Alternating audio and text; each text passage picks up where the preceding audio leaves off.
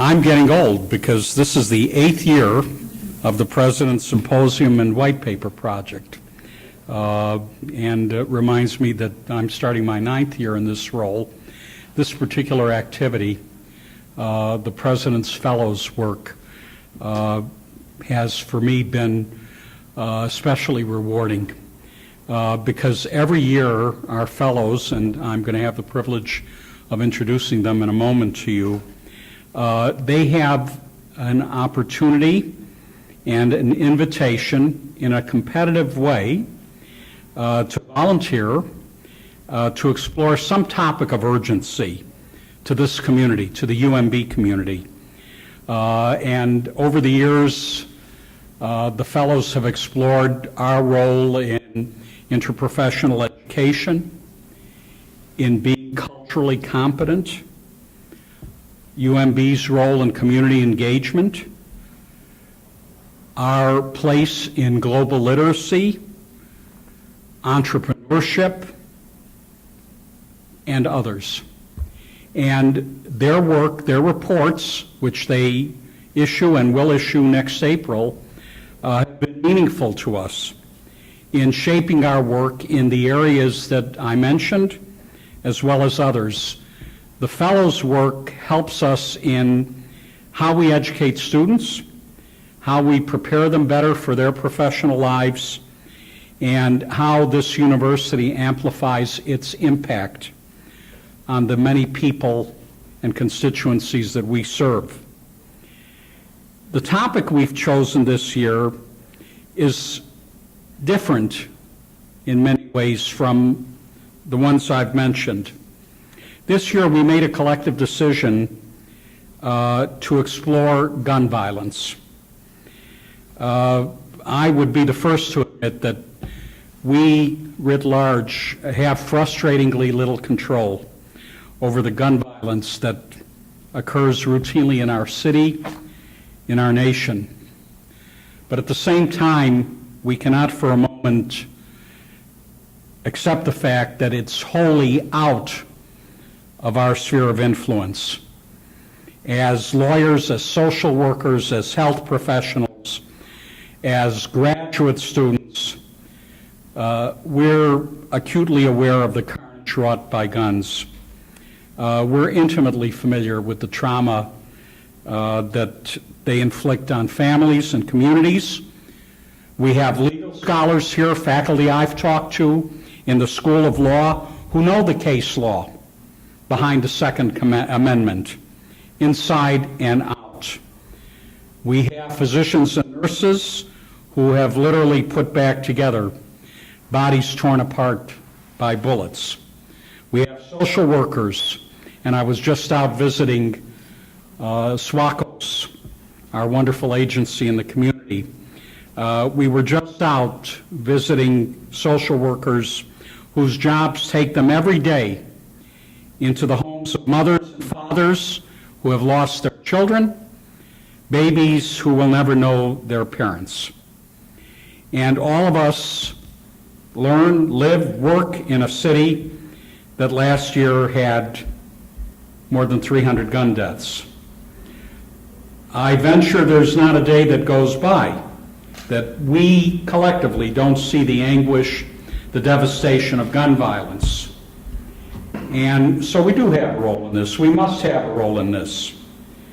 Others have said, and I'm sure our speaker will make the case, that gun violence is a public health crisis. And if we absolve ourselves from studying it, who can we expect to take up the issue? You know, because I've written about this and you've been tolerant of me, that this matter of gun violence is personal to me, not because, thank God, I haven't been able to avoid it as a family, but, you know, I'm a pediatrician, I'm a father, I'm a grandfather, I'm a Baltimorean, I'm an American citizen. I, along with you, know we have to find an answer. I know we have to start somewhere. In those personal roles I've mentioned and professional roles, as a pediatrician, parent, and grandparent, some of you will recall that after 17 people were killed at Stoneman Douglas High School earlier this year, 14 of them, children, teenage students. I wrote to this community. I wrote to the UMB community. I was angry. I suggested that those who felt similarly angry by the refusal of our lawmakers collectively to confront the issue of gun violence, that some of you who, again, might feel similar would join me in using a tool that had been developed, boycotting states with lax gun laws, asking our professional organizations to do so. Very similar to what had happened previously in North Carolina when it passed legislation discriminating against the transgender community, legislation which was reversed because dollars were being talked about and threatened. And in my frustration, I thought this was one thing I could do immediately as an individual citizen, not as the president of this university, to simply get at the stalemate of inaction. And although, whether it's important or not, I can easily say to all of you that I've made decisions for myself as an individual and as a member of organizations which I've tried to influence to act against the wishes of some, and perhaps you won't consider this judicious. I canceled an alumni event in Florida, and not just did it, made it clear as to why I was doing it. I'm happy to say I got surprisingly little hostility and angry messaging, but I'm sure there are many that would disagree with my approach, but that's what I did for myself. What's more important here is that I closed that letter to the UMB community with something more. I said that I wanted to hear your ideas about how we might focus our scholarship, our research, and teaching on taking up the fight against gun violence. And so, as we very often do here at UMB, we look to our students to guide us. So I'm grateful to 7 President's Fellows who are going to take some of their discretionary time, a lot of it, frankly, over this next year while they're doing the business of being students, to join this effort. They're moved not only by the concern we all share, but clearly by a call to action. The Fellows will explore UMB's role in addressing gun violence through education, research, clinical care, and service. They'll study the root causes of gun violence and use an interdisciplinary lens, because they are from multiple schools, to examine its traumatic impact on communities. And so I'd like to introduce those of our fellows who could be here today. When I say your name, could you please stand? Nicole Campion Diallo is in the School of Medicine. I've had the pleasure of working with her on other projects, pursuing a dual degree, an MD, Master of Public Health. Zachary Lee in our university's Carey School of Law, pursuing a JD. Vibha, have you made it? Good. Vibha Rao is in the graduate school, pursuing an MS in clinical research. Jenny Afkinich, please stand, also in the graduate school, pursuing a PhD in social work. Lauren, you're here. Glad you made it. Lauren Highsmith is pursuing a Master of Social Work in the School of Social Work. Jessica Egan in our School of Nursing, pursuing a Doctor of Nursing Practice in the Adult Gerontology Primary Care Nurse Practitioner Program. And our final fellow, Basant Motawi, is out of the country, obviously couldn't be here today. She's in our graduate school, pursuing a PhD in epidemiology. These people deserve, even though they're just starting, a round of applause. Please.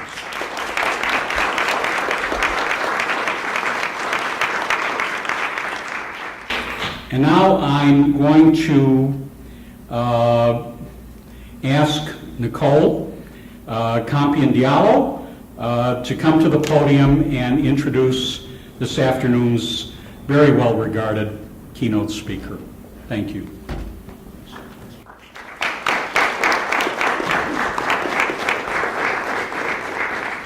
Good afternoon, everybody.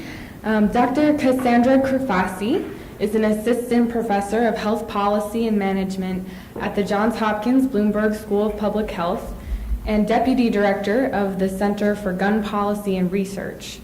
She also serves as the deputy director of the Johns Hopkins Baltimore Collaborative for Violence Reduction. Dr. Crifasi's research focuses broadly on public safety, including injury epidemiology and prevention, gun violence, attitudes and behaviors of gun owners, and underground gun markets. Please welcome Dr. Crifasi.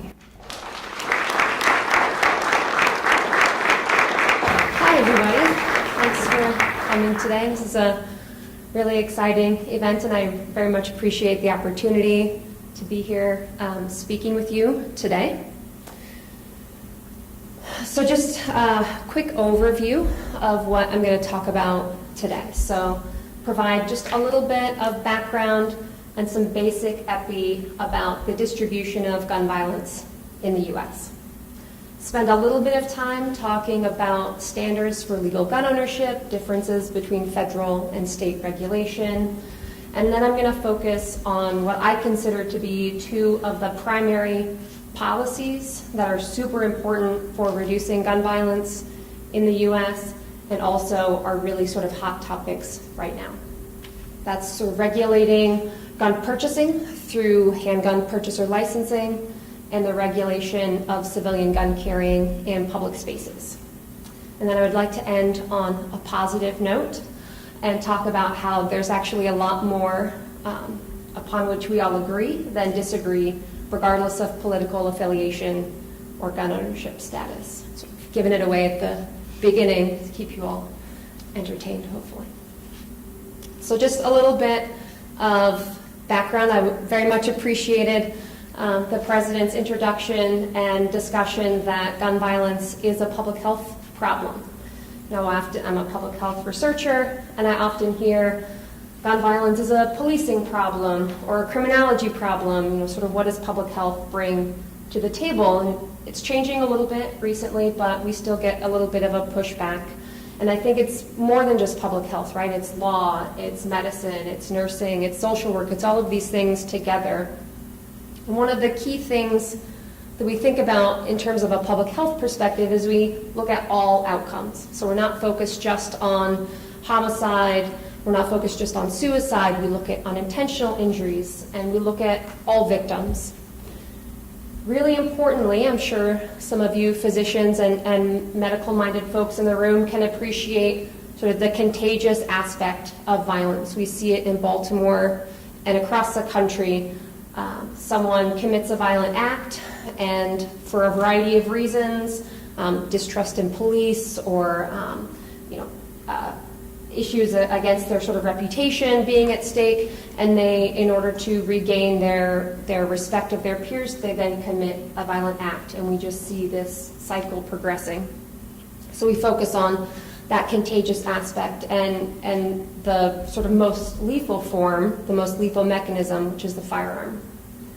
We also think about prevention. We want to think about not just punishing someone after they've committed a crime, but can we keep that from happening in the first place through a variety of strategies. And we do that by designing and implementing and also evaluating different strategies, programs, policies to try to reduce violence. We like to focus on the 3 E's: education, enforcement, and the environment. So there are some things in the environment we can change to focus on violence reduction. We can think about lighting and cleaning up and greening areas, boarding up vacant houses. Those are all very important. And we can think about changing behavior through education campaigns, promoting nonviolent resolutions to conflict. But we also need to focus on enforcement, because even with the absolute best prevention strategies, People will violate the law, people will commit criminal acts, and we need to have a robust system to prosecute those individuals. So guns.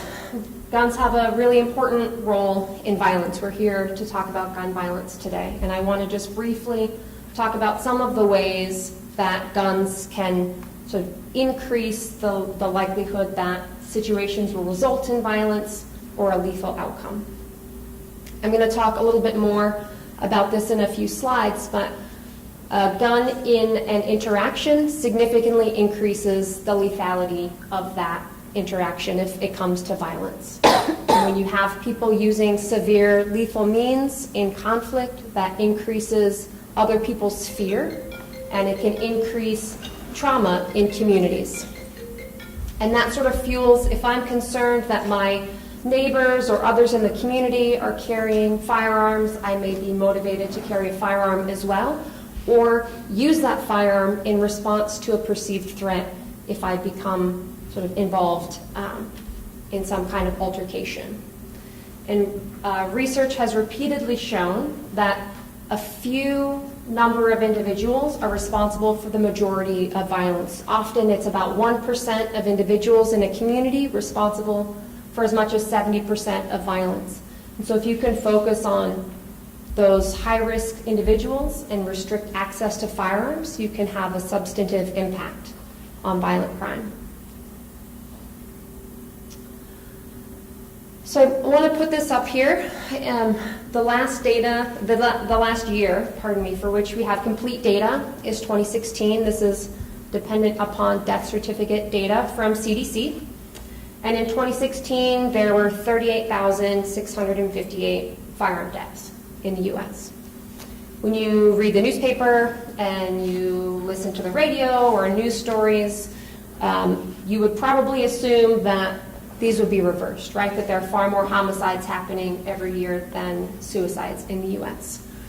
But about 63% or so of all firearm deaths in the U.S. are the result of self-harm. About 100 people die from firearms every day. Again, about 60 of those or so are suicide, and a third of those are among our military veterans. So we have a high-risk population.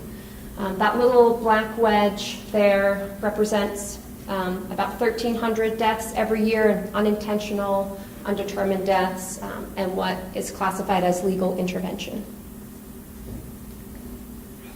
When we think about nationally, right, so we have national data, the vast majority of deaths are suicide, but these deaths across the U.S. are not distributed equally. So if we were to put something up for Maryland or for Baltimore, you would see the reverse. In Baltimore, the vast majority of firearm deaths are the result of homicide. So again, just a little bit more context. I apologize, the lines are showing up here, but not there, but I'm sure you all are smart people and can sort of see across there. So when you look at firearm suicide rates by age and race, just breaking it down by Black and white Americans, you can see that the rate for firearm suicide goes up at a similar rate starting in early teens. And that's where it peaks for Black Americans and tapers off. And for white Americans continues up significantly as you go through through years of age. If you separated this by gender also, you would see significantly higher rates among older white males than the rest of the population.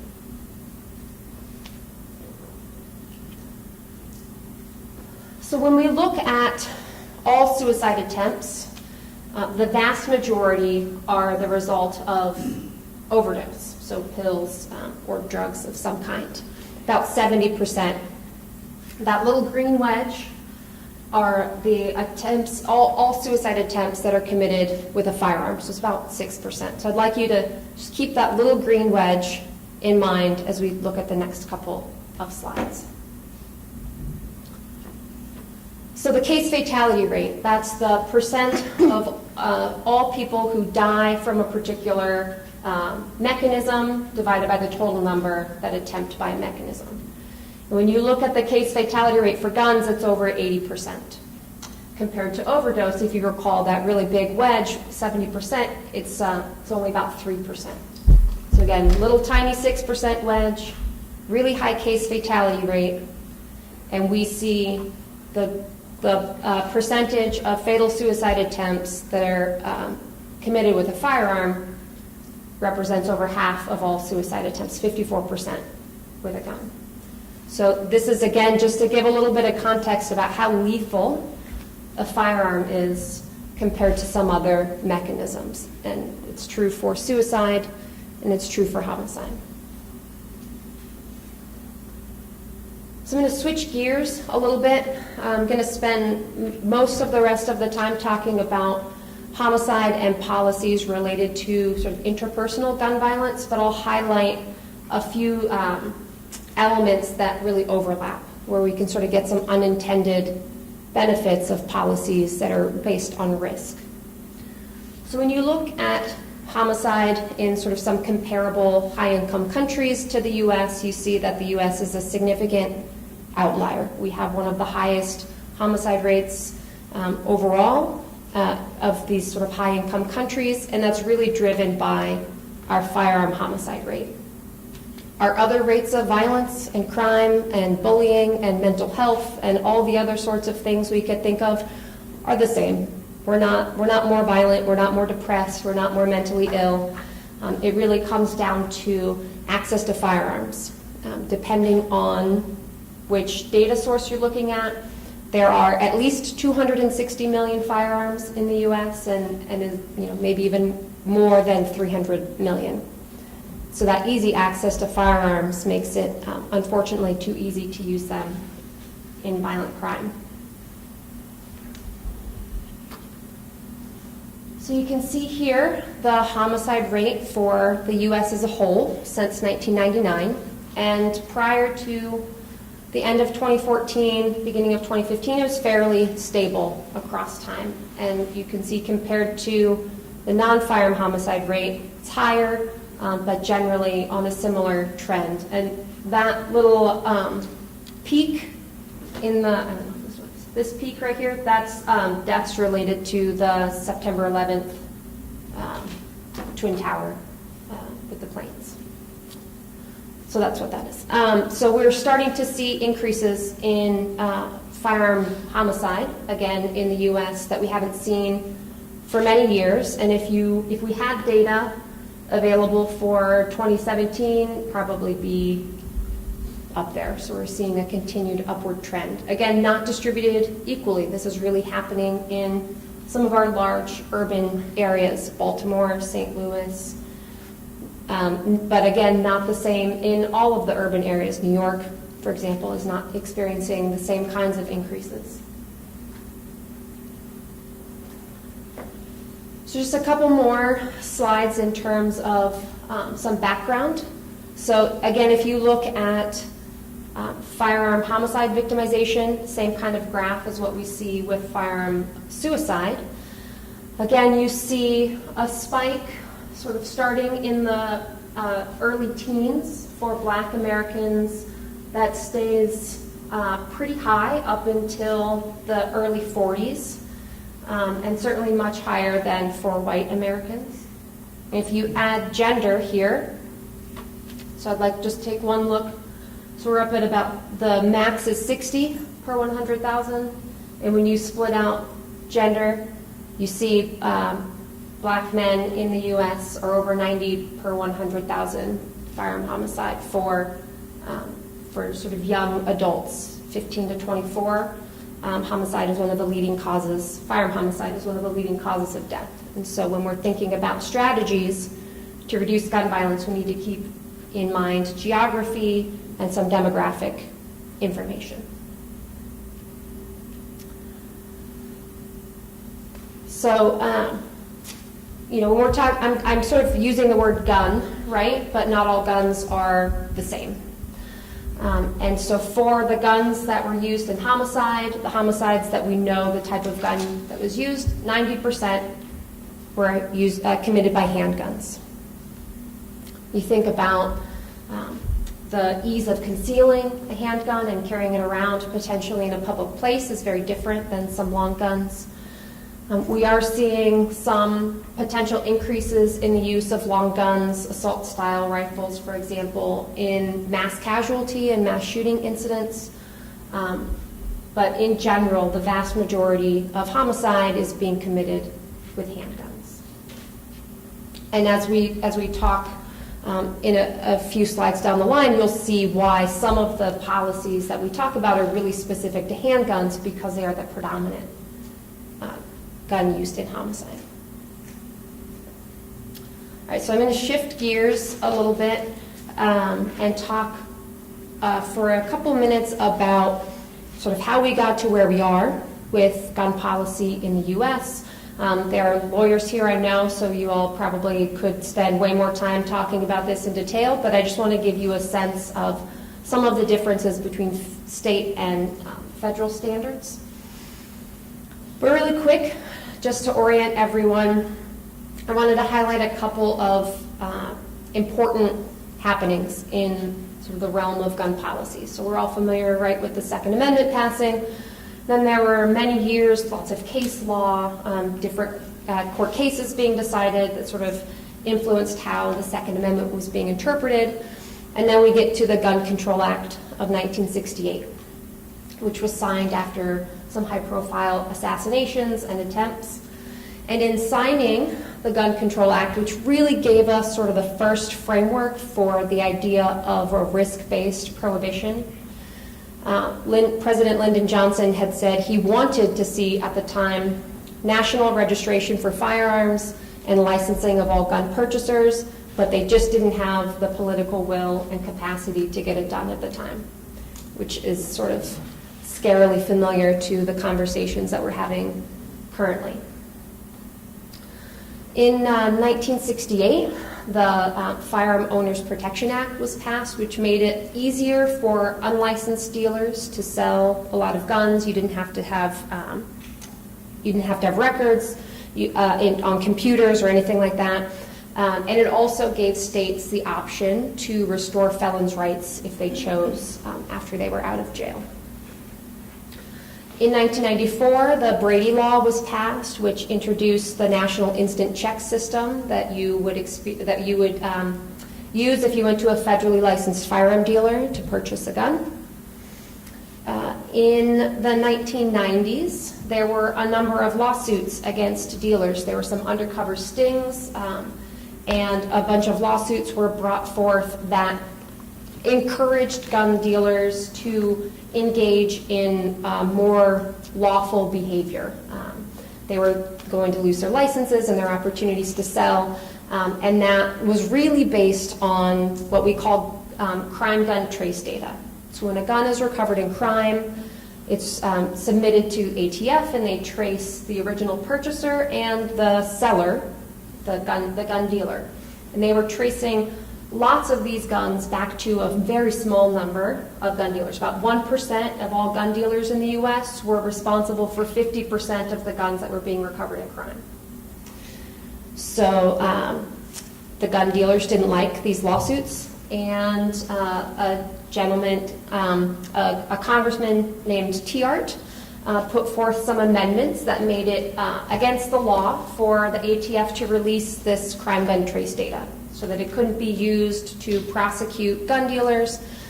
It couldn't be used in decisions about revoking an individual's license. And I don't know if any of you have kids, but if you remove accountability, right, there's maybe not always the most responsible behavior. And so a lot of the gun dealers went back to the same kinds of bad practices that made them a lot of money, but flooded the market with illegal guns. And then added on top of that, the Protection of Lawful Commerce in Arms Act was passed in 2005, which gave gun sellers immunity from lawsuits. And you may have heard this in the conversations in Parkland or after other mass shooting events where individuals want to hold the seller accountable, and this law prevented them from being prosecuted. Then we had Heller versus the District of Columbia in 2008. which struck down DC's handgun ban and allowed, for the very first time, an interpretation of the Second Amendment that gave people a right to have guns for self-defense. There was some other case law that sort of gave people the right to self-defense, but in Heller that really sort of, in my opinion, shoehorned in a right to self-defense that had not been interpreted in that way before, but it did still confer upon the government a right and an interest in regulating access to guns by potentially dangerous or high-risk individuals. That was a lot. I apologize. There won't be a test at the end, I promise. So there are, when we think about gun policy, it's really interesting. The federal government sets what we like to think of as the floor. So this is a bare minimum. You prohibit people who are convicted of a felony, people who are under a certain age, if you've been adjudicated mentally defective, or you've dishonorably discharged from the military, you've renounced your citizenship, those sorts of things. And if states choose, they can pass additional laws. They can make it more difficult, have laws that are more stringent. And so here you can see just a few examples. I'm not going to go through these. I just wanted to give you a sense of the types of things that states have chosen to do that the federal government doesn't do. For example, only 32 states, in 32 states you can buy a gun without a background check from a private seller. There are 19 states, technically, and the District of Columbia, although Nevada's law is probably not going to be implemented, so there are some challenges there. But so this is an example of types of things that they can do, because a lot is left up to the state, right? It's a floor, not a ceiling. Some additional things that could be regulated at the state level include civilian gun carrying, which we're going to talk a little bit more about, and also what we think of as stand your ground laws, those that remove a duty to retreat from dangerous situations. Additionally, almost every state has what we call preemption. So localities cannot have a law that's stronger than what the state has. So while the federal law is the floor, state law is the ceiling. And you can't have anything higher than that. And that can create some challenges for urban areas like Baltimore that have some significant challenges with gun violence that really probably aren't as big of a problem in Montgomery County or some other areas of the state. Okay, so what I think is the most interesting part now. So we're going to start talking about how we can solve some of these problems and what we know about what works.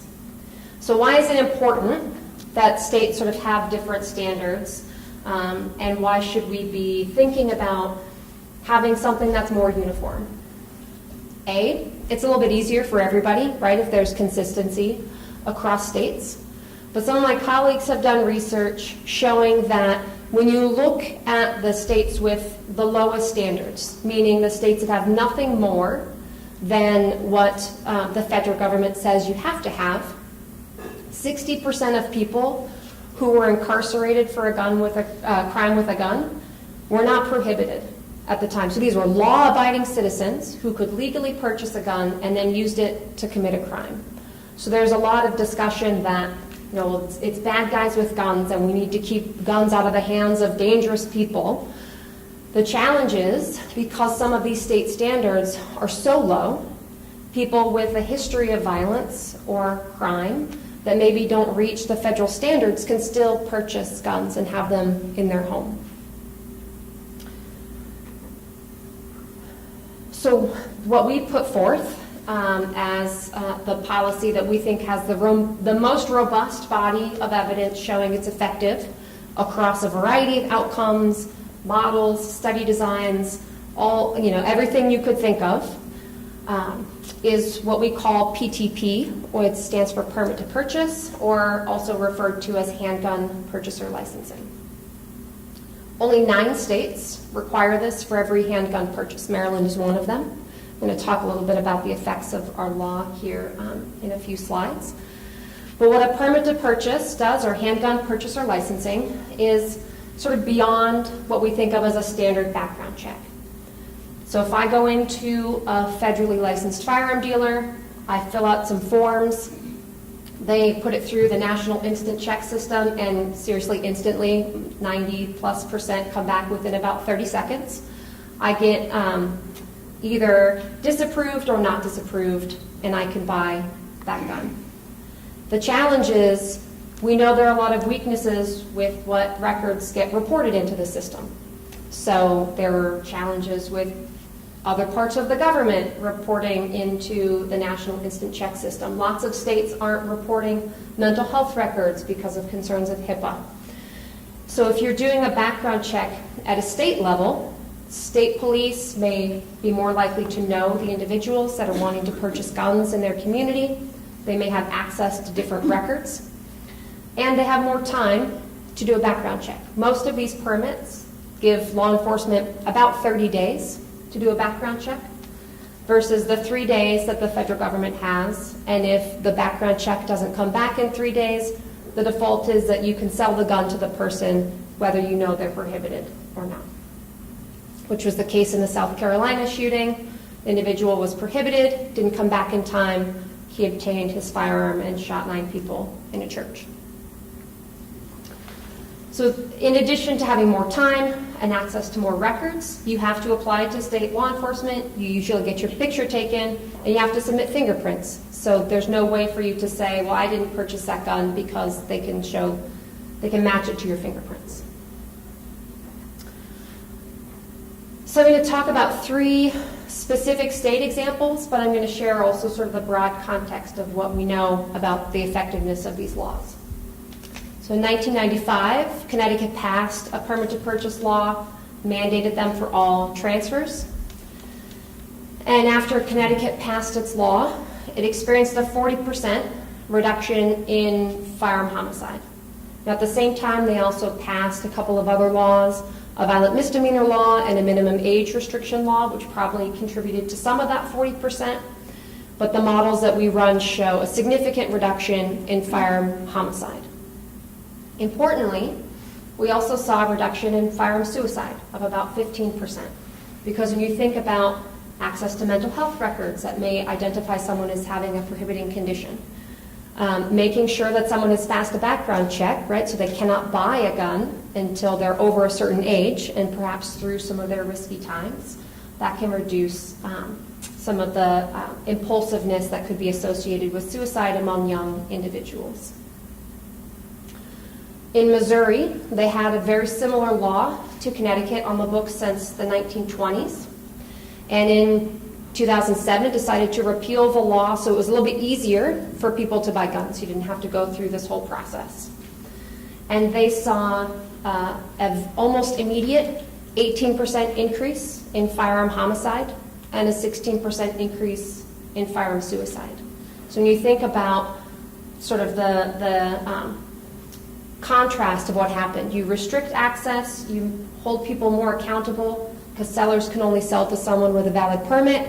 You see protective effects. You remove that accountability, you remove the incentive and necessity for some of those responsible behaviors, and you see increases in firearm homicide.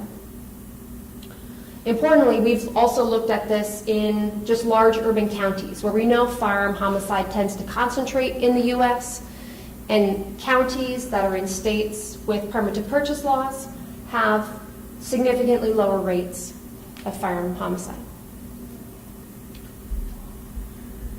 So one of the ways that these laws can impact firearm homicide in particular is preventing them from entering the underground market. And one of the ways we look at this is where the guns are coming from. So one of the indicators that the ATF uses when it's evaluating state gun laws and where guns are coming from is the original state of sale. And this is, for the most part, if nothing changes, no policies change, this is a super stable line. And you can see for the most part, Missouri's line, which is a black line on top, was very stable over time until 2008, when they repealed their permit to purchase law, and you started to see a significant increase in crime guns that were recovered in Missouri, starting out in Missouri, which means it became a lot easier for people who wanted to use guns in crime to get them in Missouri without having to risk going across state lines to get them. A second indicator that we look at is what we call short time to crime. So there's a little bit of background on this. So on average, in the US, a gun from the time it's originally purchased to when it's recovered in crime is about 10 years. Maryland is a little bit better, we're about 12 years. So when a gun is recovered within a year of its original retail sale, that's a flag to the FBI and the ATF that perhaps this gun was purchased with the intent of using it in crime. So the dark bars on the bottom are guns that were recovered within 3 months of original purchase, and then up to the gray is within a year. And so you can see starting in 2007 and then really going forward after 2008, a significant increase in the percentage of guns that were recovered in Missouri that were used in crime shortly after they were originally sold.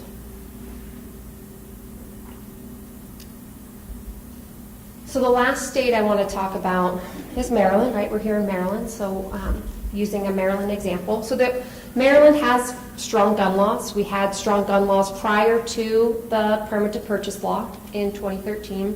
You can see here some of the things that were required of licensed dealers and also private sellers. So you had to undergo a background check even from a private seller. And then in 2013, with the Maryland Firearm Safety Act, you can see the additional elements that were added to Maryland's policy. And importantly, that second bullet is the requirement for what we refer to in Maryland as a handgun qualification license, or permit to purchase, or a handgun purchase license. At PBJ, for those of you who aren't lawyers, is probation before judgment.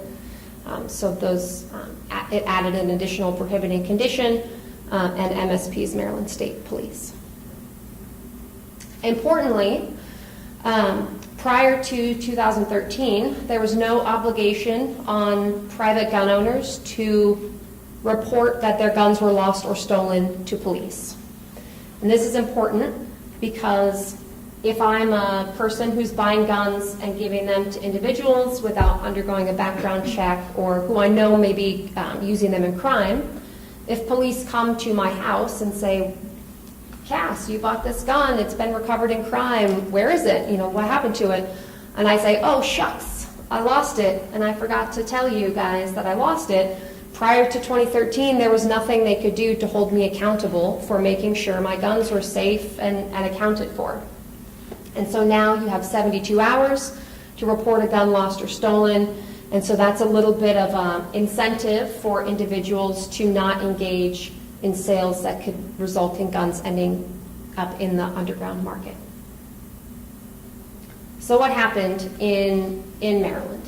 So this is a graph. It's the percent of guns that were recovered in a state that originated in that state with that short time to crime. Again, being recovered within 1 year of retail sale in a crime. So you see Maryland, Pennsylvania, and Virginia. Pennsylvania and Virginia did not have a law change in 2013, and their trends are sort of generally upward. Not a lot happening to indicate something's changing. Compared to Maryland, which in 2013 we then saw a significant 30% reduction in guns that are coming now from out of state. That says to us that it's harder for criminals to get guns that are from Maryland, so they're having to risk guns coming in from Virginia and Tennessee and other states that have looser laws, make it easier to get guns, but they're risking interstate gun trafficking charges to get them.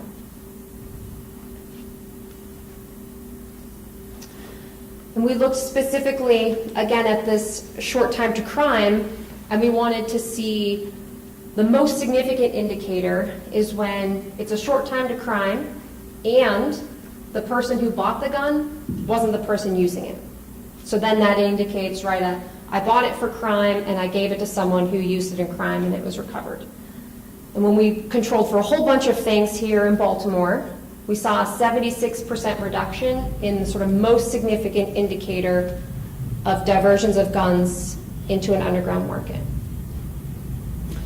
So in totality, this is showing us, we've also looked at assaults against law enforcement officers, we've looked again at suicide and homicide, and all of these factors together really show to us that requiring handgun purchasers to obtain a permit and requiring that sellers can only sell to someone with a valid purchase license is really one of the strongest ways to reduce diversions of guns to criminals and reduce homicide and suicide by firearm. Okay, the other sort of thing that I think is really interesting and important for gun violence is civilians carrying guns in public spaces and the laws that regulate that carrying. So I'm going to show you a few maps. So just pay attention to the colors. I'm going to describe them really quick, and then I'm going to show you, I think, 5 maps. So green is no issue. That means in 1980, these green states did not at all allow for civilians to carry guns in public, concealed guns in public. Blue is what we call may issue. This means that even if you meet all of the objective criteria, whether it's training or good cause or whatnot, you had to, law enforcement still had discretion. They could deny you a permit even if you were otherwise qualified. Shall issue is in yellow, and that means that if you meet all of the objective criteria, law enforcement shall issue you a permit, and you must be allowed to get that permit to carry a concealed weapon. And then red is permitless. Since Vermont became Vermont, pretty much, they didn't require you to get a permit to carry in public. Okay? So we go forward to the 90s. Fewer green states, a little bit more yellow states, maybe a few more blue states. 2000, 2010, 2017. So some folks who advocate for gun rights, they really played the long game on this one. They had a plan starting early in the 1980s about how to sort of transition policy around civilian gun carrying. And so we see now that 12 states don't require you to obtain a permit to carry a concealed firearm. That means you aren't required to get training. No one in the government knows whether or not you are allowed to carry. For example, if you get pulled over, you have no way of showing an officer that you are not a prohibited person. Only 8 states still give law enforcement some form of discretion, although I anticipate we'll probably see this being challenged in the coming months at the Supreme Court, challenging that sort of discretionary piece, and the rest of the states have what we call shall issue. One of the concerns with these laws is that there are very, very different standards to get a permit. In some states, you do a classroom session, so maybe you sit through 4 hours of training, but you never touch a gun. In some states, you may sit through 16 hours of training, and you have to demonstrate that you can hit your target with 70% proficiency at 25 feet at the range. And so the challenge is, when we're thinking currently in the policy debate about concealed carry reciprocity, is how do states handle the push to make a concealed carry license like a driver's license when the standards to obtain that license are very different, or you don't need to obtain a license at all in 12 of the states.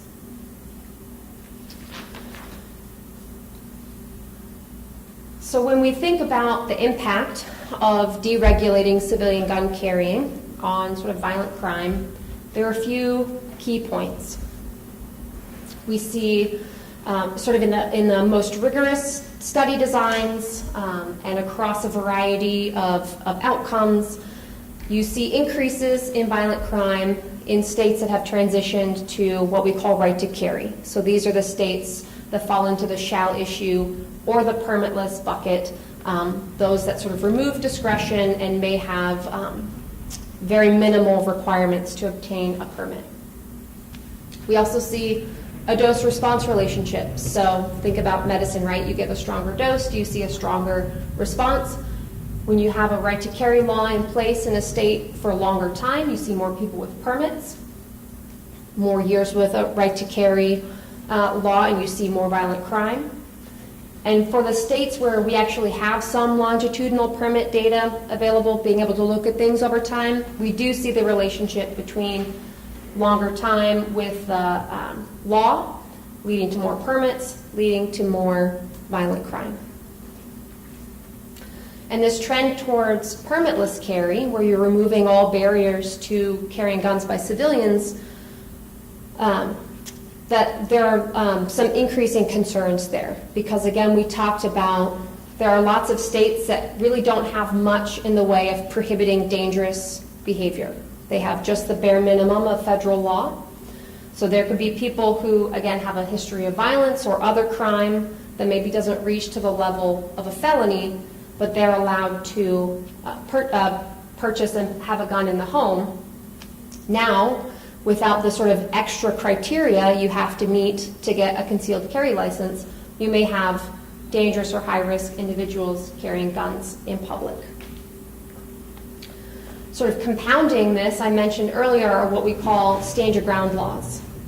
So those laws, again, remove the duty to retreat from a dangerous situation outside of the home.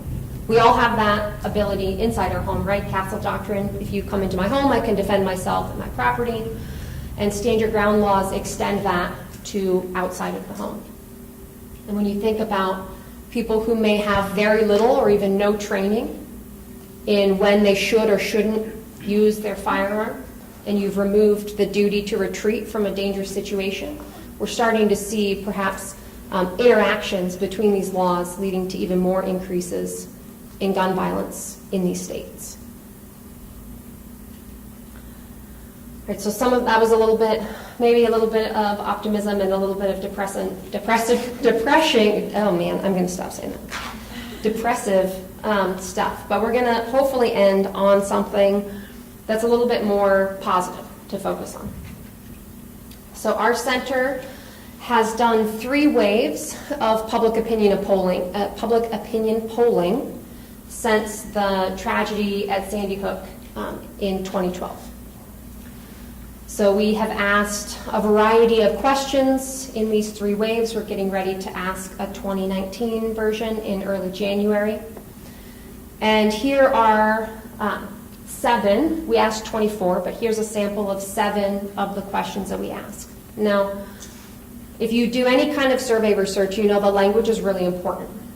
If you ask, do you support gun control?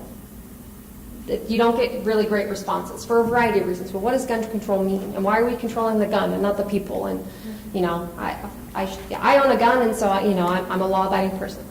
So language is super important. And for that reason, we've been asking not about gun control broadly, but about very specific policy solutions that are, many of them are based in evidence, but don't yet have the political will behind them, at least in the eyes of our policymakers, to sort of put them forward. So I'm sure you've heard, almost 90% of individuals support background checks for all sales, right? That's something that I think most people agree upon. Very little difference between gun owners and non-gun owners. Folks support taking away a gun dealer's license if they've been violating the law. The challenge, again, if we don't have the data and it can't be used to punish them, that's an opportunity to perhaps change some policy.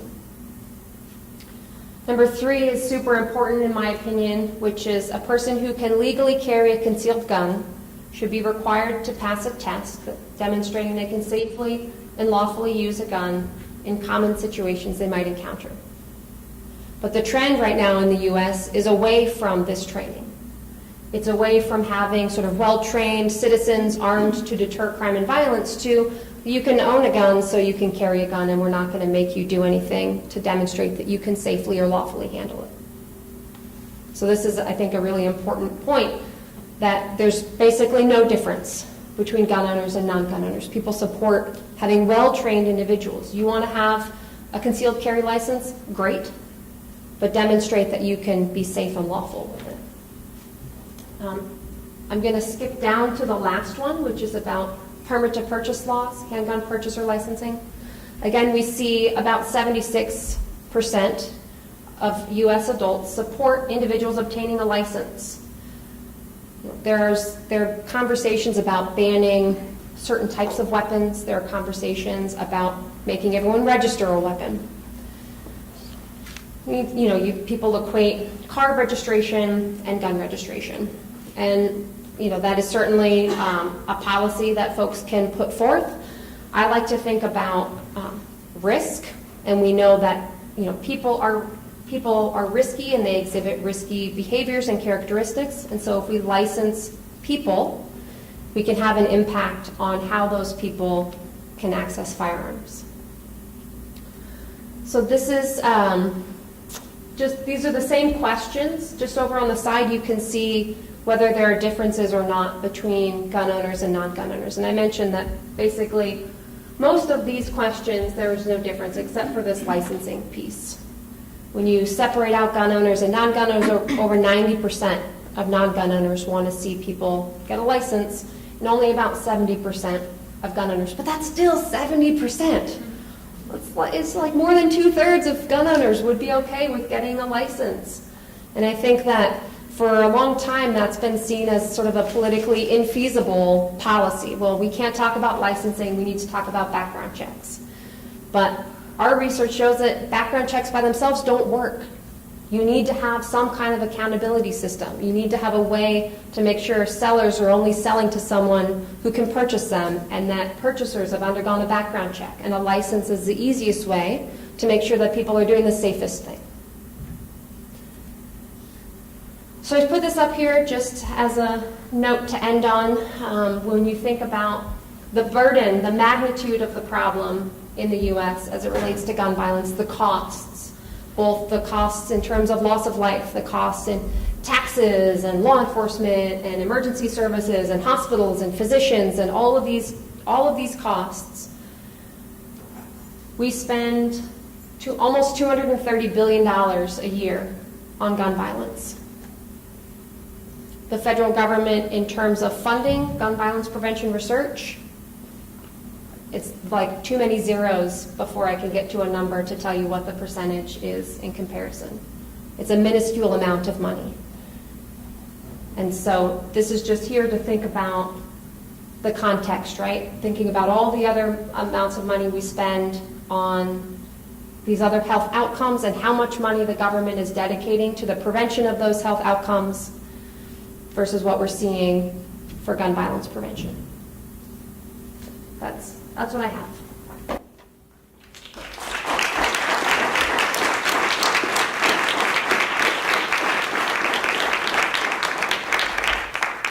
Thank you, Dr. Crifasi, for providing us with such a thorough foundation, which I hope will help our fellows as they navigate this project and help to inform our audience. I think this infographic was a great thing to end on. And so as we're reflecting on everything that we've heard during this talk, and we have this infographic in front of us, I would also like to invite people to ask questions. So this is our question and answer period. So I'm asking if you do have questions to line up, or comments to line up and speak into the microphone so that we can record that and everyone can hear you.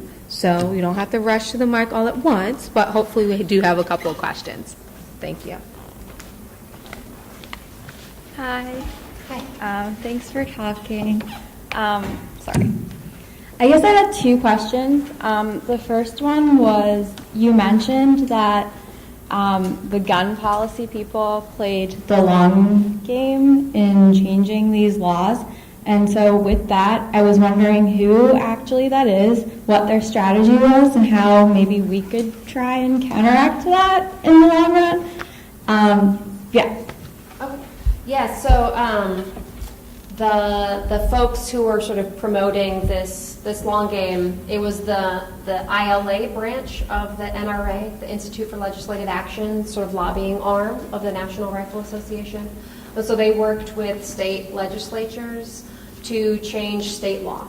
You know, they didn't think that they could push something through federally, and so they took a tack that we're starting to take at our center, which is to share information with state and local representatives to try to address state policy. There have been some trends toward loosening gun laws in many states, but we have also seen a lot of progress and halting some bad laws or laws being repealed based on some of our work. So I do think that we could take a similar strategy and really focus on states and state rights in choosing how they want to regulate gun policy. And the second question was, I was in Canada this summer, and I know that they have a lot stricter gun laws than we do, and you have to have a license to carry. But yet there are still things like in Toronto, there was the mass shooting, which was really chilling. And I don't know, like, comparatively what the rates are. Do you think, like, I guess it's more of the underground people getting guns? How is that accounted for? Yeah, so when you compare the U.S. to sort of the rest of the world, there's some new research showing that the U.S., for a variety of reasons, has more mass shootings than other parts of the world. Part of that has to do with access to firearms, in addition to other challenges. When it comes to gun laws in the U.S., when you have a weak gun law in any state, sort of puts everyone else at risk, because there are roads between states, right? And people move between states, and so you can buy guns in one state and bring them up to another state. I know, for example, in Baltimore, a big source of crime guns is Tennessee.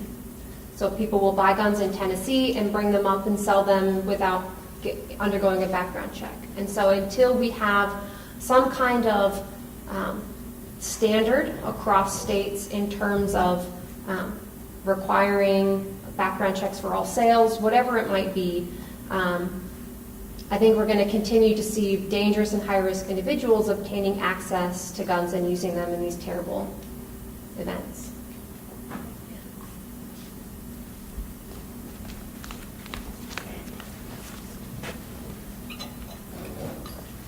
Hi. I have a question about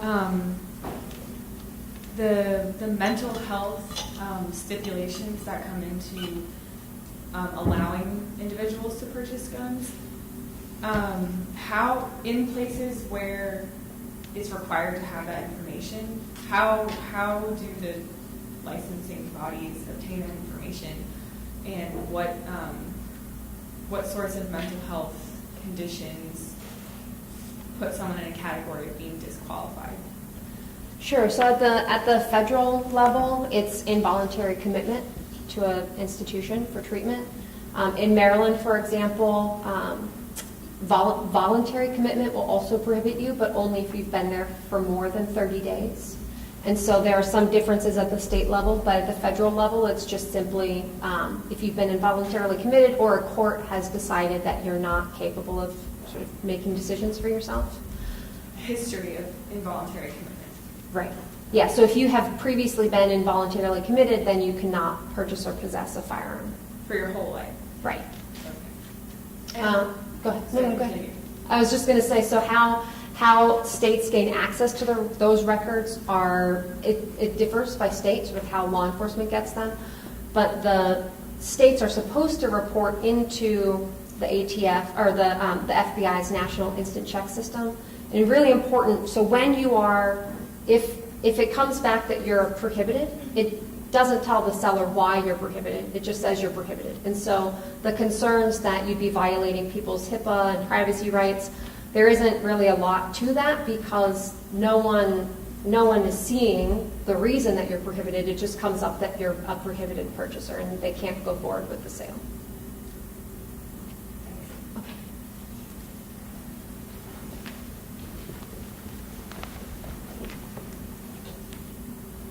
Hi. My name is Jack. I'm a second-year medical student here. And before I ask my question, is it okay if I tell everyone here about another event that's coming up that is continuing this conversation? At the School of Medicine, several of the student interest groups are organizing a speaker panel to discuss gun violence as a public health issue. We're going to have surgeons from the shock trauma, and one of whom, Dr. Buchanan, is here tonight. They're going to speak. We're going to have someone from the violence intervention program from shock trauma, as well as a client or case manager of the program who has personal experience with gun violence. It's going to be at the medical school in Leadership Hall, which is in the MSCF building on September 17th.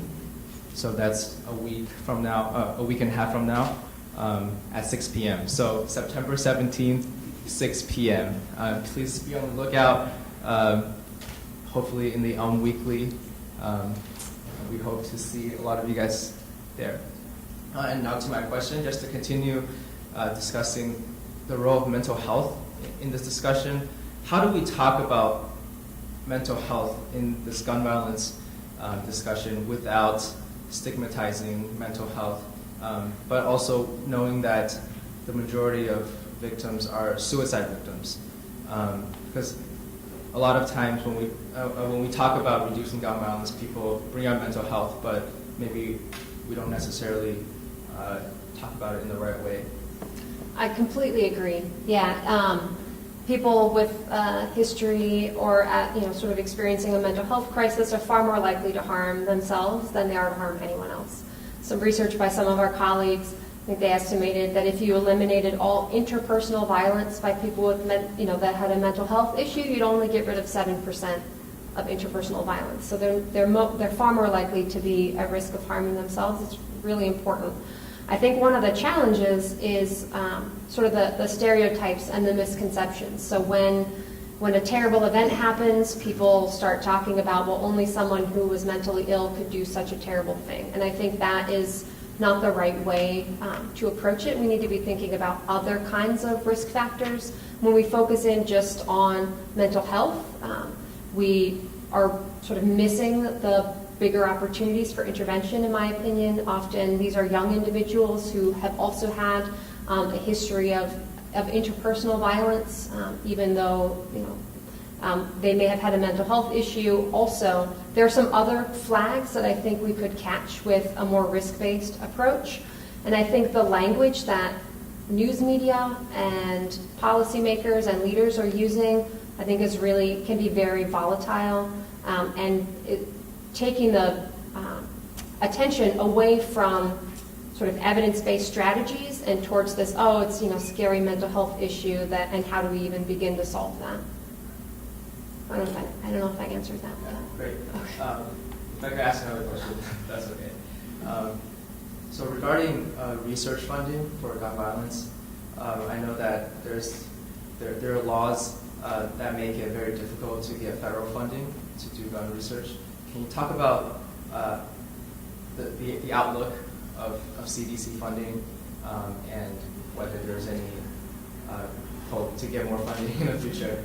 Sure, yeah. No, that's a great question. So technically, the CDC is totally allowed to fund gun violence prevention even before some of the recent changes. So the Dickey Amendment doesn't say anything about research. It says that no money from the CDC can be used in whole or in part to advocate or promote gun control.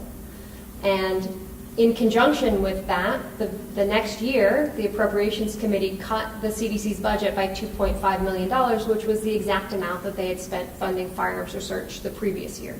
So sort of this language and the cut to their budget was really the chilling effect that prevented CDC from continuing to fund gun violence research. All these conversations are happening now saying, yes, now you can fund gun violence prevention, which is great, but they haven't been given any money to do so. And so they sort of have an unfunded mandate, and if they chose to start funding gun violence prevention research, they'd have to take money away from some other super important topic. And, you know, whichever way you go, you're going to end up sort of aggravating someone. So I think until Congress actually allocates money to CDC, I don't think we'll see them funding research, but that doesn't mean that there isn't other parts of the federal government funding gun violence prevention. There's the National Institute of Justice, the Bureau of Justice Assistance. There are some grants coming out of the National Science Foundation. And then we have some amazing, phenomenal philanthropies, several of them here in Baltimore, like the Annie E. Casey Foundation and the Able Foundation, that are really dedicated to funding gun violence prevention and research. And so, it would be false to say that there's no money. There's, in comparison to the magnitude of the problem, the money from the federal government is abysmal, but there are other sources of funds that we can tap into to get this important work done. Right, and are gun researchers, are they at risk of lawsuits by the gun lobby? Oh, I hope not. Not that I'm aware of. My lawyer friends haven't warned me of that fact. And I work with some lawyers who study gun policy, so, man, got me worried there for a minute. Hi, I'm Catherine. I'm a new student in the CNL program at the School of Nursing.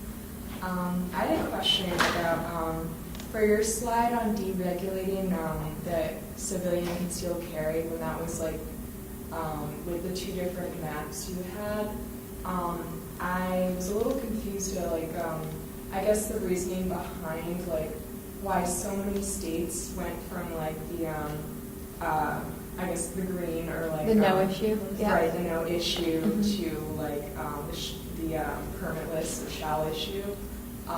Were they caused by specific policy changes or more like a general, like, change in attitude? I don't know if you have any insight on that. Yeah, so what we have seen is that there was a really strategic effort being made by gun rights advocates to make it easier for civilians to carry guns in public.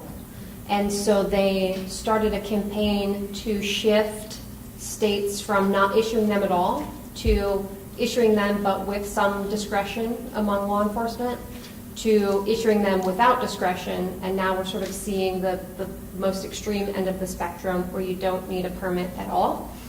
And part of that is if you pass a law making it legal for people to carry guns in public, you can sort of start to normalize that behavior. And so we've seen the normalizing happening actually after the policy change. And that policy changes were really led by some strategic efforts to give access to carrying in public to civilians. Okay, and this was kind of spearheaded by the committee from the NRA. You're talking about the ILA? The ILA. Mm-hmm. Okay. Yeah. Thank you. Mm-hmm. Hello, my name is Pilar Diaz. I'm a fourth semester student in the BSN program, and kind of related to mental health and what was being discussed. We know that stressful situations increase instability for people with mental health issues, and I was really touched by the statistic you had about black and white deaths by gun violence. And I was wondering if you had any data pointing to socioeconomic status stratified also by either victimization or use of the guns and the perpetrators. Was there a certain socioeconomic group that was predominantly affected? Yeah, firearm homicide tends to concentrate in urban areas of concentrated disadvantage and sort of low economic opportunity. So when we are talking to folks here in Baltimore, we're often hearing that in many cases, gun violence is a necessity because people need to eat. They're hungry, so they commit a robbery so they can get food because they don't know where their next meal is coming from. And so there are certainly sort of some more upstream factors related to education and economic opportunity and just sort of all of this disadvantage being concentrated into these areas because of redlining and some, historic policies.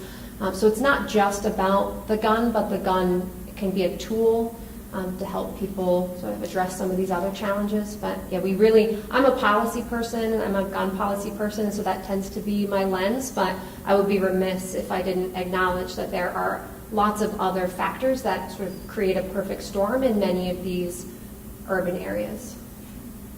Thank you. And one more question about that too, because being in Baltimore, of course, we're aware of these things.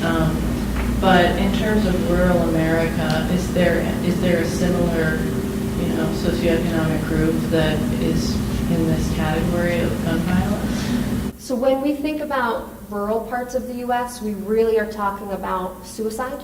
So while firearm homicide tends to concentrate in urban areas, firearm suicide tends to concentrate in rural areas. I haven't seen the same kind of work looking at socioeconomic status, but we do know that in rural areas where people have higher rates of education, they tend to have lower rates of suicide.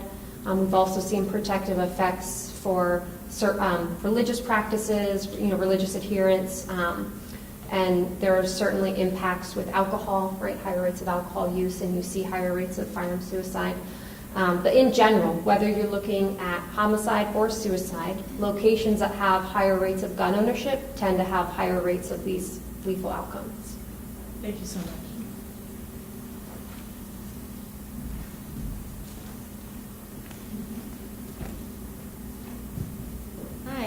Hi. So given that we're in Baltimore, if you could advocate for one additional gun law change in Maryland, or what would that be? Given especially that we already have pretty strict gun laws, which I'm very, very happy to see, but how do I get at that Tennessee thing? Or maybe that's not it, but something else. Yeah, I think rather than advocating for a new policy in Maryland, I would very strongly advocate for appropriate enforcement of some of the laws that we have. So we evaluated Maryland's background check law. So we've had a background check law in place since 1996, and it basically never gets enforced. So people sell guns without conducting a background check, and people are really not at all held accountable. It's gotten a little bit better since the permit to purchase law because it's a little bit easier. But in 2006, there was a court case that changed the interpretation of what it means to transfer a gun to someone, and it really put the onus on prosecutors proving that the person really didn't know that they were selling the gun, or that it was like it was just a loan, like I was going to get it back, so like it was fine. I didn't need to sell it or do a background check. And so I think there are Baltimore, Maryland in general could do a better job of enforcing its background check law or for violating its permit law. I think that would be a really great place to start if we couldn't do anything to sort of the surrounding states. I think Baltimore also has, I was talking about policy, but Baltimore has so many other challenges with police-community relationships and corruption within the Baltimore Police Department with the Gun Trace Task Force. And so a lack of trust that the police can resolve an issue can lead to sort of taking things into your own hands to resolve a problem. And witness intimidation and those sorts of things can really compound the problems. So again, gun policy, just one piece. If we could do a better job enforcing the laws we have, that'd be great. But then also really thinking about some of the other challenges that Baltimore has. Thank you for being here. Can I just follow up on Ashley's question? When you talk about enforcement, are you thinking enforcement against gun dealers or enforcement against individuals for violating, or both? But kind of where is the emphasis on enforcement in your mind more necessary in Baltimore City? Yeah, so thankfully Maryland has some state laws that allow the state to punish gun dealers that are violating sales practices. But I do think that the state could be doing more to hold sellers accountable. But often guns, people who are buying guns are not always the people using them in crime, and so it's that next sale that can lead to sort of guns being diverted into the market. And so doing a better job of defining what it means to be sort of in the business of selling guns, I think, is important, because people could sell 500 guns, but if it's just a hobby, then they technically don't need to get a license and undergo the same scrutiny that federally licensed dealers do. And so I think, defining what it means, sort of having a more concrete idea of gun selling, but holding individuals who are violating the private sales law accountable. We can't always find the individual who uses the gun in a crime, but we can find the person who originally bought it, and holding those individuals accountable, particularly if they have lots of guns being recovered in crime, I think could serve as a deterrent. But like most things, if you don't see someone being punished for violating a law, or you yourself are not punished for violating that law, it removes some of the accountability and the desire to behave in a way that's sort of in line with the law and what we expect.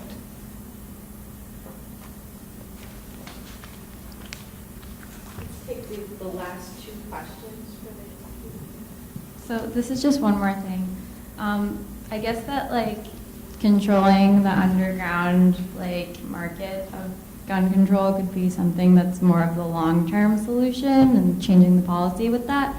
But with the short-term solution and addressing the predominantly young black male figure in Baltimore, I think that one of Baltimore's biggest strengths is community.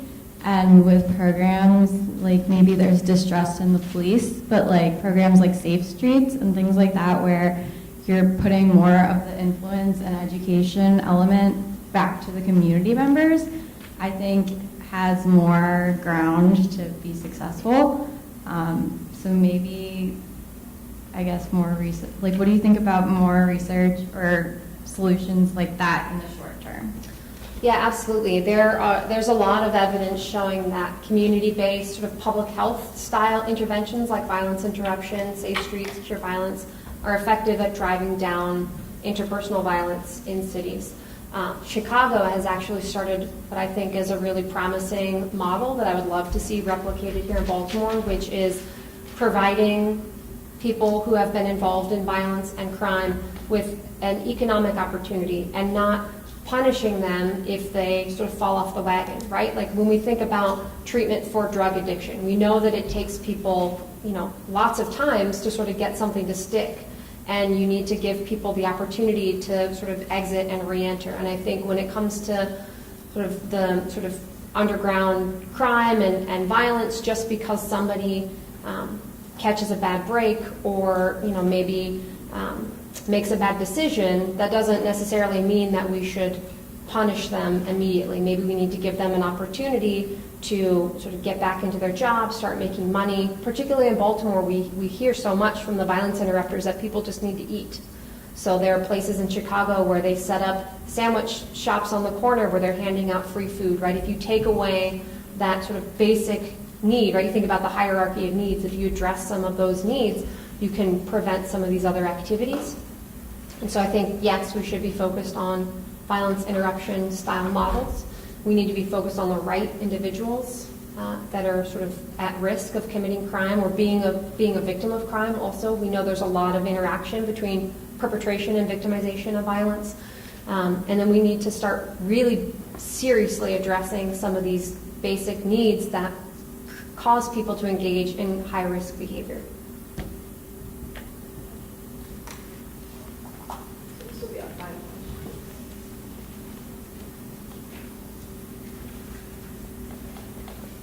Sorry, I was late, so I'm not sure if this was addressed in the beginning of the presentation, but regarding the topic of gun violence, the state is often seen as the sole legitimate user of violence or perpetrator of violence against people.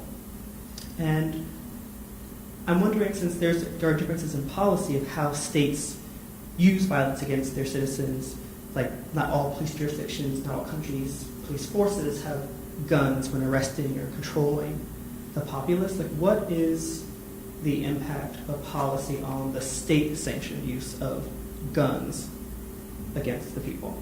Yeah, that's a really good question, and no, that's not something that I touched on today, but that's something that we discuss a lot in our center and trying to think about how policies could serve to encourage or discourage violence by police against citizens. Thinking about, for example, civilian gun carrying. A concern that I have is that given some of the challenges we already have with police-community relationships, now you have removed a way for a citizen to prove that they are a legal gun carrier, and we're starting to track to see if we're seeing increases in police-involved shootings in these states that don't require concealed carry permits. Mm-hmm. But even if you have a concealed carry permit, right, you think about Philando Castillo, he did everything he needed to do, and he was still a victim of a police-involved shooting. Mm-hmm. And I think that when you expand access to guns by civilians and they're carrying them in public places, any interaction just sort of steps up a notch in terms of fear and stress on both sides. Mm-hmm. And I think that, that's a conversation we need to be having. I wish I had a better answer to your question. I wish I could say, well, this is the solution. I think we need to be having far more conversations and really challenging the police sort of sanctioned use of force. I talked a little bit about sort of civilian stand your ground sorts of things, and questioning on the police side whether sort of perceived threat is sufficient to be authorized to use deadly force. I think it's a really tough conversation we need to have. Thanks. Well, thank you, folks. Thank you again.